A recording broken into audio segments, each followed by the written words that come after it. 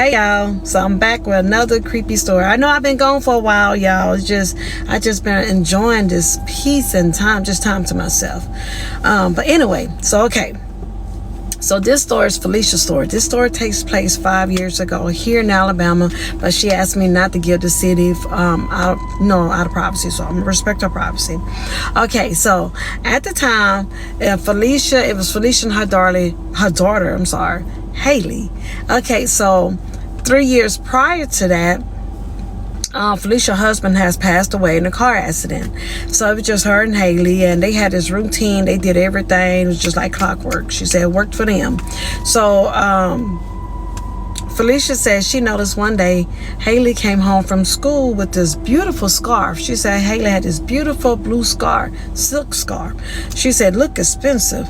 And she said Haley was wearing it around her neck. And she was like, where'd she get that from? Because I know she didn't have that when she left here. So she said when she went in Haley's room to ask her where she get the scarf from, she said that her phone rang and it was a family member and they had like some kind of crisis going on. So she forgot all about the scarf. She said she forgot all about it. And days and weeks passed by. She said she didn't think nothing else of it. So, but she said she noticed like around the house that she put her keys down, the keys not there, they end up someplace else. Or it take her days to find a pair of shoes, or she put a cup down, the cup is moved. So she said she noticed little small things, but she didn't think nothing of it. She thought maybe Haley had her stuff, moving stuff. So she said one night, and just one particular night, she had a bedroom door open. And so she said she had this long hallway. And so she said the hallway door was closed. And she said, like, when you come out her room, Haley, it was a closet door in the hallway. Then it was Haley bedroom door. Then she said she had like other bedrooms and a bathroom on the left and right. She said, so you pass all the rooms and the bathroom before you get to the hallway door. So she said when she opened her bedroom door, it was dark in the hallway and the hallway door was closed. And she saw like Haley in the corner of the hallway, in the corner of the door, of the hallway door, just in the corner. And she was like, Haley, what are you doing? And Haley didn't say nothing. She's like, Haley, what are you doing? Why are you in the corner like that? And she said, Haley looked back, but she said the face she couldn't really see the face because it was, like I said, it was dark in the hallway, and she just saw like a pale face. And she's like, what's wrong with you? And she said, girl, answer me. And so Haley opened her bedroom door and stepped out and was like, ma'am, what you say, Mom? I hear you calling my name. And so Felicia looked, and whoever was that in the hallway had disappeared. She was like, oh, hell no. She wasn't trying to figure nothing out. She wasn't trying to wait for no explanation. Felicia told her to go in your room, pack a bag, because we're not staying here for the night. She said that was it for her. She was like, So now, she said both of them ran back in the room. Haley was asking questions. Haley, I'll answer those questions later. Go pack a bag. So she said, make sure we're going to be gone for 2 days. Make sure you pack pajamas, clothes, sleep in, blah, blah, blah, to go out in. So she said Haley ran in her room. She told her hurry. So Felicia went in her room, and she started packing her overnight bag. So she said, she told Haley, let's go. So Felicia says she always kept her keys by the front door. She says, well, she always keep them because she tends to lose them. So she said she knew for a fact she left her keys by the front door. So when she went to go, her and Haley was walking out the door, the keys wasn't there. She was like, Haley, what my keys? Because you've been moving my keys lately. Haley's like, Mama, I ain't touch your keys. She said, I never touch your keys. She said, yes, you have, because my keys been missing. I've been noticing in different places. And Haley said, Mom, I didn't touch your keys. I don't have no reason to touch your keys. So all of a sudden, Felicia said, you just hear like keys jingling. She's like, they got questions. She said, shh. She said she listened, and it sounded like the keys was jingling from the back of the house. She's like, what the hell? So she said, she told Haley, stay out the front door. So she said she went she went to where the keys was. Sounded like the keys was coming from her bedroom. So she walked into her bedroom real slow, and the closer she get to her bedroom, the louder the keys, a jing, like jing, jing, jing, the keys was making. So she said she pushed her bedroom door open, and in the middle of the room, she see like this person holding her keys. And she said that the lady had her hair down. She said the lady had her hair down. Her head down. And she was like, excuse me, who are you? And she said when the lady looked up, at first it looked like a young woman, a beautiful young woman. She said, but then it turned to an old lady. The face turned to an old lady, angry old lady, looking mad. And she said the old lady was about to say something. She said, Felicia said, she screamed, oh my God. And when she said the word God, the keys dropped. And she's like, sweet Jesus, sweet Jesus. So Felicia hurried up and grabbed her keys, and she running back to the front door where Haley was. And Haley was like, what, mama, what? She was like, oh, what am I going? We got to go.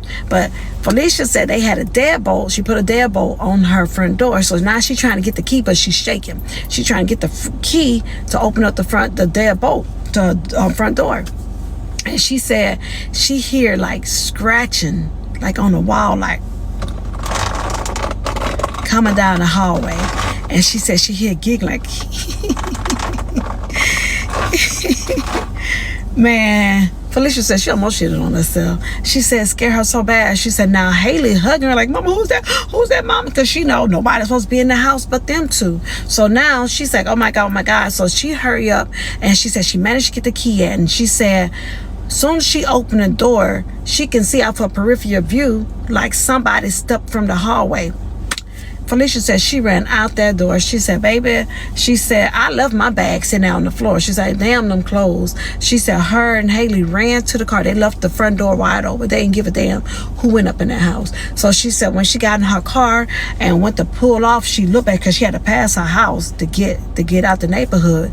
She said when she looked back, she saw like this old lady mean just standing there in the doorway scowling at her. And she said the door just slammed, the front door slammed real loud. She was like, oh my God.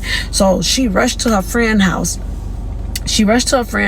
Named Christina, and she was like, oh my God, oh my God. And so Christina's husband Doug was a pastor, and so she was telling Doug like, oh my God, I think it's an evil spirit in my house. I don't know what's going on. This never happened before.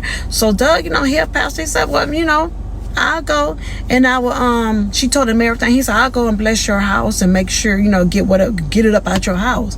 So he asked Christina to go with him. She looked like, cool, I gotta stay here with my friend and support her.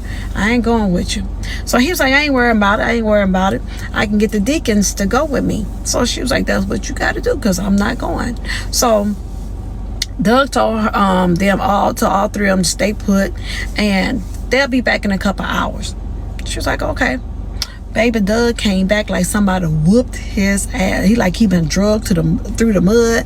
She said, Felicia said, baby, he had scratches all on his face. She said like something, like how you scrape your knee or something on your elbow on the sidewalk and you get the strawberry bruise. She said, baby, he like somebody was drugged him. Shirt was all ripped up and dirty.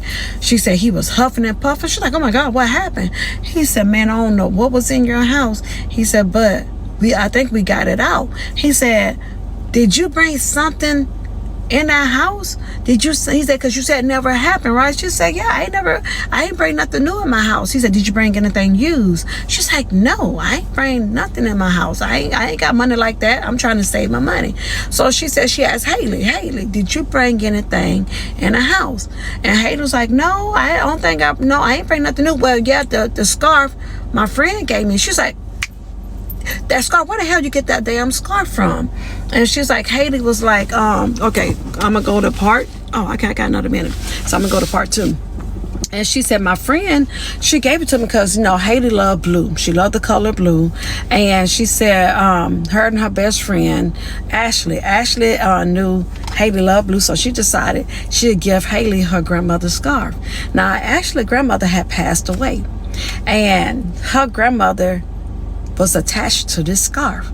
But since Ashley thought, well, they 7 years old, 7, 8 years old. My grandmama did. She don't. What she gonna do with this scarf? She don't need it no more. So she gave it to her best friend Haley. So Haley was wearing the scarf, and the guy was like, I don't think you should have brought that in there. That lady probably still attached to that damn scarf. So Felicia decided to call Haley mom. So let me go to part 2 and finish the story. Okay, y'all. So this is Felicia part 2 creepy story. Sorry for keeping y'all so long. I had to go run some errands and it took longer than what I expected. Okay, so where I left off was Doug was asking. He came back to his home and he was asking Felicia about that scarf. But what I forgot to tell y'all, what happened to Doug and the deacons when they went to Felicia's house.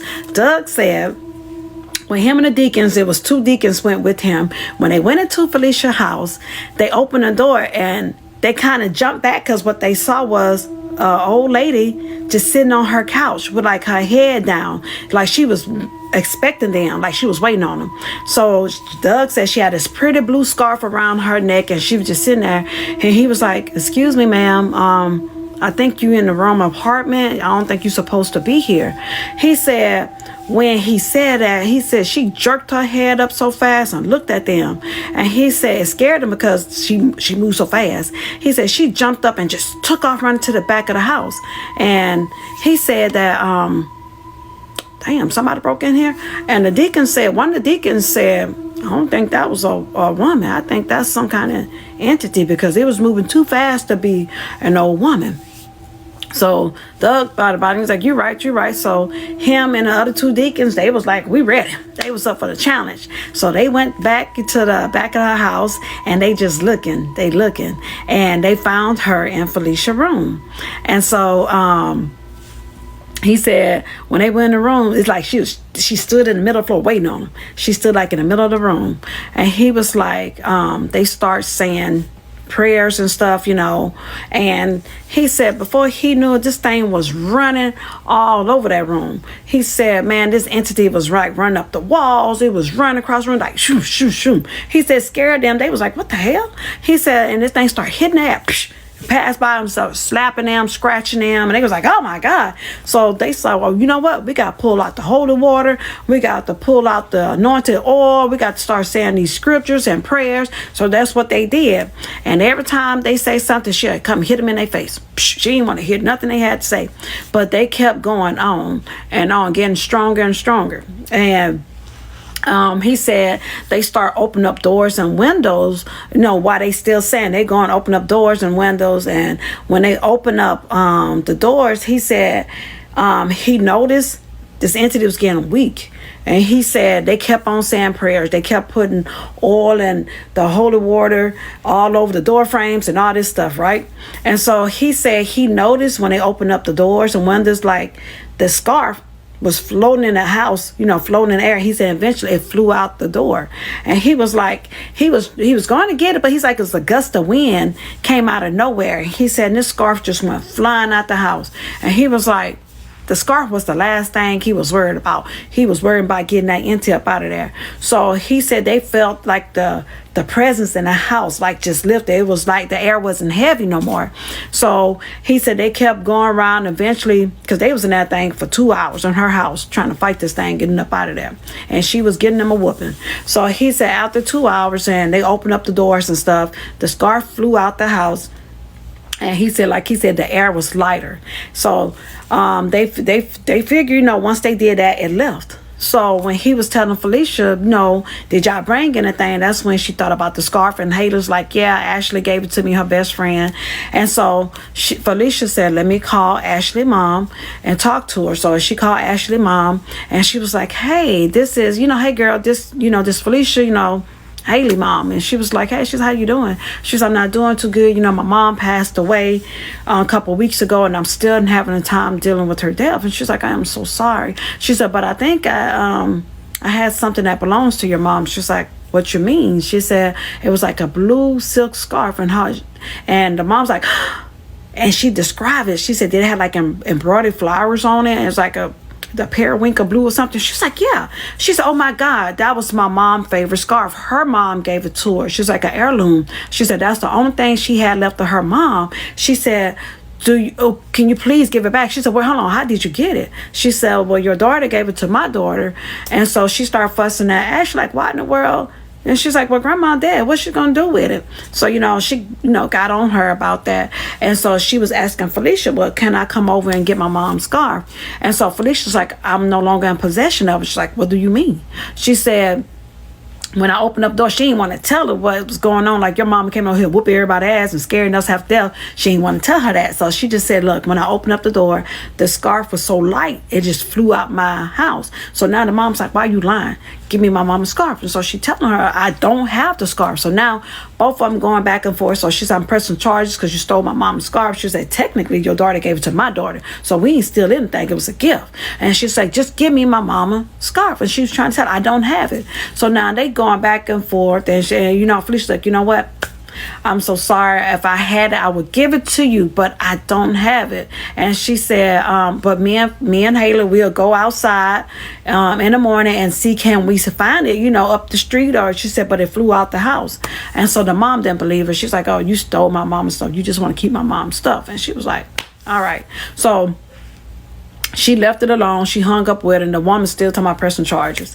And so a few days later, she get a call from Ashley's mom. She was like, oh my God. She was like, I'm not up for this today. So she answered the phone anyway. And so the mom was so happy. She said, thank you so much. Thank you so much. She was like, thank you for what? What did I do? She said, I went to visit my mom grave site, and she said, and I found because they didn't get the headstone yet, because you gotta let the grass get hard and stuff, the ground get hard. She said, but I went to go visit my mom, grave site, and I found the scarf, because they had like a little plaque with her mom's name, the little stick, whatever. She said, and it was wrapped around the little stick. And she said, thank you. And Felicia said, I didn't put nothing on your mom's grave, because for one, I don't know where your mom's buried at. And she's like, I know you didn't want to tell me because I acted a fool and you was afraid I'm going to call the police, but still, thank you. And she's telling you, I didn't have the scarf. So she was like, oh, okay, well, anyway, but I thank you. She said, now I'm going to keep it, and so I can pass it on to my daughter. And she said, I told Ashley she better not get nothing else away. If she happened to give Haley anything, let me know. And Felicia was like, okay, you don't got to worry about that, because she ain't giving her nothing else. But so the lady was happy. Felicia hung up, and she was like, girl, I don't know how in the hell that scarf ended up on her mom's gravesite, but that shit wasn't me. She said, I ain't had nothing to do with that. So that was still a mystery. She said, I don't want to think about it no more. She said, that was crazy. So yeah, so that's the end of Felicia's part 2 creepy story.